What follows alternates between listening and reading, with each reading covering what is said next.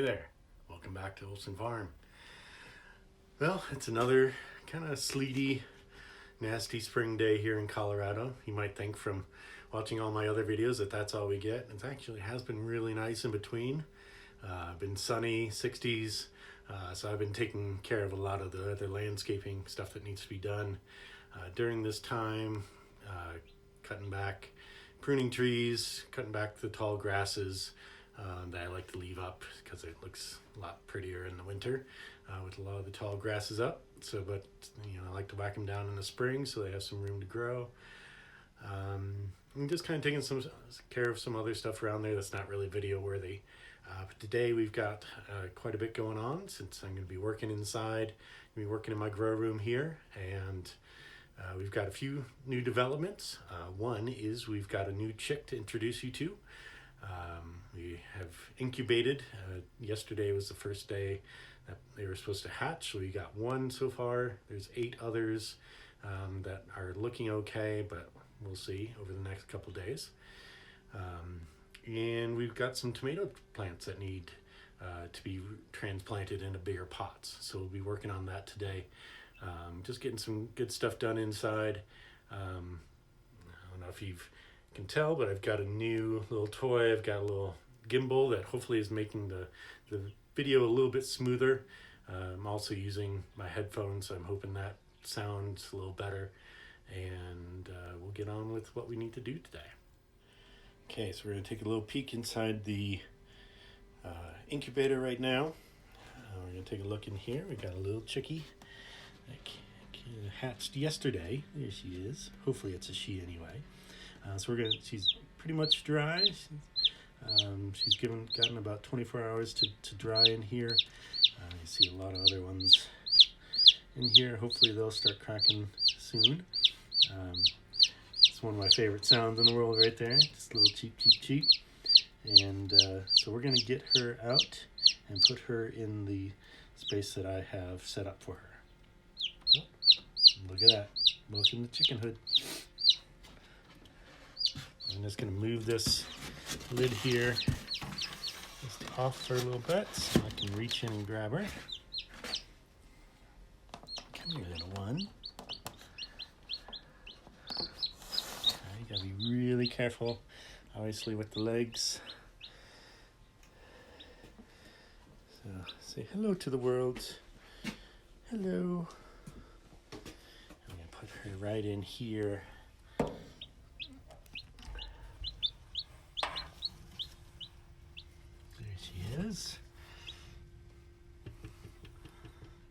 Yeah, get her right under the heat lamp here. I've got some water and feed set up for her, and she'll be able to get to that. You can see I've got the little water here, which is good for the first few days. Eventually I'll switch that to like a bucket with some nipples on the bottom, so that's a lot cleaner, easier to keep clean than the tray waters, which seems to get filled with shavings and poop and stuff. There she is. Hopefully she's feeling pretty warm there. Not really sure what kind she is. We kind of did a mix of eggs. Some were more fertile than others. So we'll have to wait a little bit to see what kind of chick she actually turns out to be. Just get you a better look there. Turn her around. See, she's mostly dried out. She was really kind of scraggly looking yesterday, really wet and stuff, but now her feathers have started to fluff out.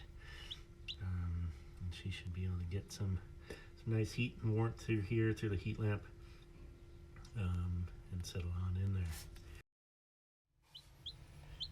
Okay, we're going to reach in here and see if we can get her beak in some water here. Just dip her head down in there.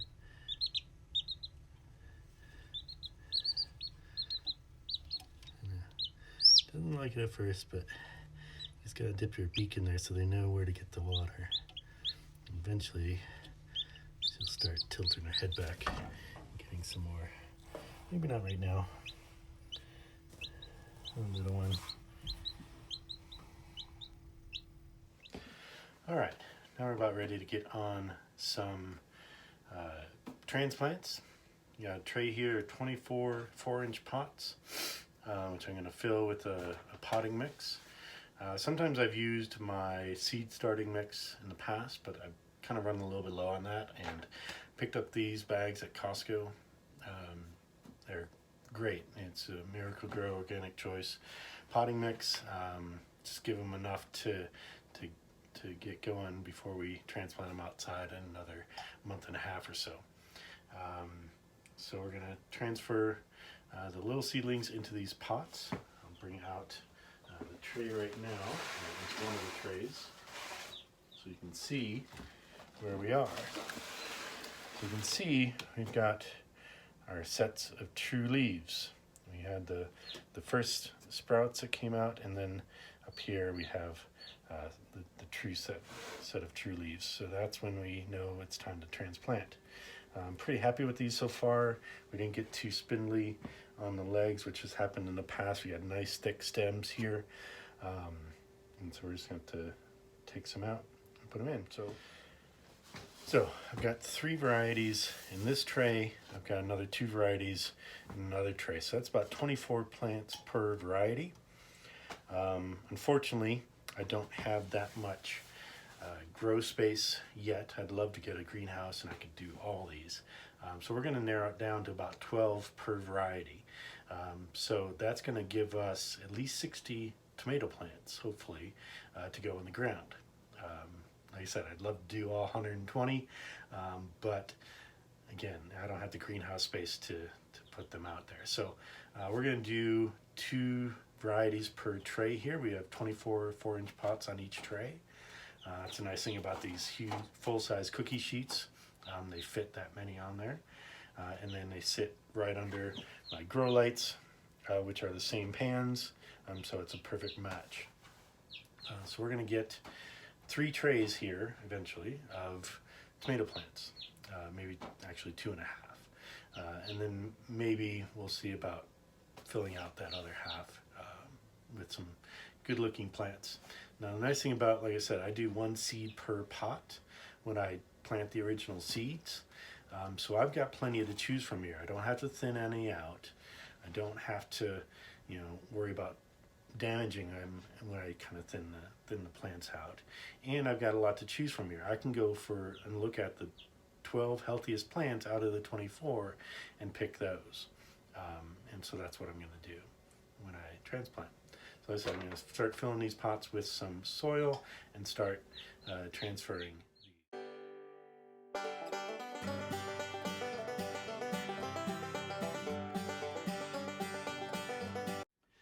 Now you've probably noticed I don't have any tags or anything that labeling all these, so I just want to go over my system of keeping track of which plants are which. So I've got trays here. There's a little mark on the top here, and then the number 1. I put the number on each side so I know where it is. This is tray number 1, and that's the top. And so we come over here to my computer, and you see that I've got these grids marked out. So it's a 72 cell tray there, and each one is labeled what plant is in it. That way I don't have to use a lot of tags and waste a lot of the plastic and so forth like that. So I like to keep track of it this way. Once I transplant, I'll have another 24 cell document here that will outline which plants are in which one, and I'll number those as well. So that's just how I keep my system going without using a lot of tags.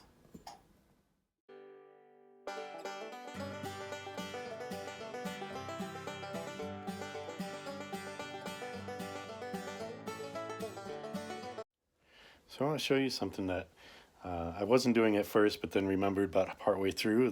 This is the way I should be doing it, and that is planting the tomatoes a lot deeper than just putting them in just like that, because tomatoes can grow roots all along their stem, and so what I'm doing, instead of just kind of putting them in a little hole in the soil like that, I'm taking out a good bunch of it, okay, and then I'm going to be able to lay this seedling down on its side. Try and do this so you can see it. So kind of laying it down on its side there, up until about that first set of leaves. And so you kind of have to bend the stem a little bit, obviously very carefully, and then start filling it back in. Sorry.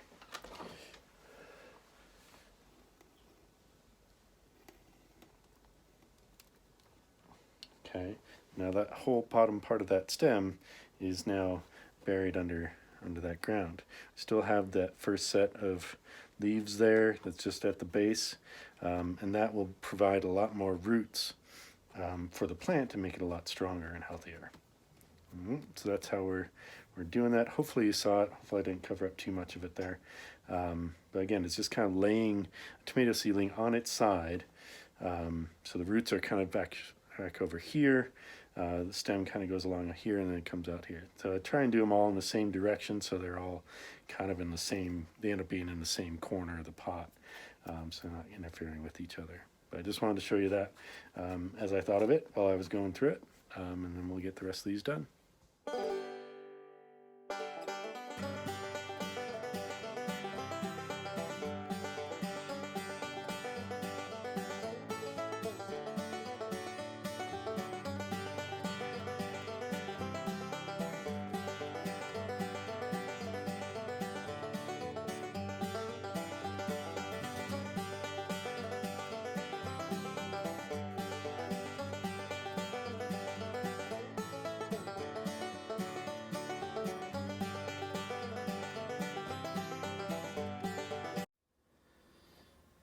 All right, so now we have our 3 trays of transplants here.